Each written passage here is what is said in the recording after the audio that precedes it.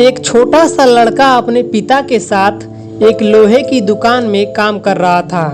लड़के ने अचानक से अपने पिता से पूछा, पिताजी, इस दुनिया में मनुष्य की क्या कीमत होती है?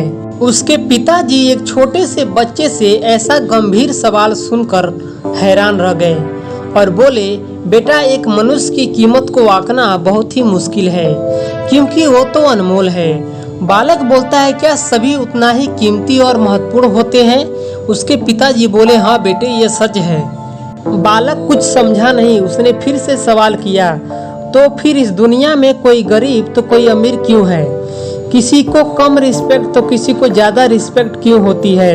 यह बात सुनकर उसके पिताजी कुछ देर तक शांत रह गए और बालक से स्टोर रूम से एक रॉड लाने को कहा।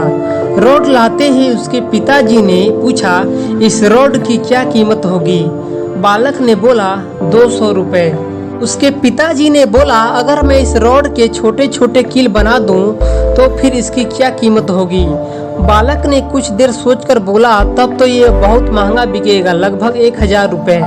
उसके पिताजी फिर से बोले, अगर मैं इस लोहे से घड़ी के बहुत सारे छोटे छोटे स्प्रिंग बना दूं तो फिर इसकी क्या कीमत होगी?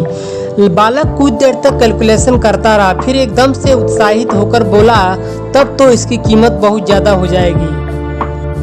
फिर उसके पिताजी उसे समझाते हुए बोले, ठीक इसी तरह मनुष्य की कीमत इसमें नहीं है कि अभी वो क्या है, बल्कि इसमें है कि वो अपने आप को क्या बना सकता है।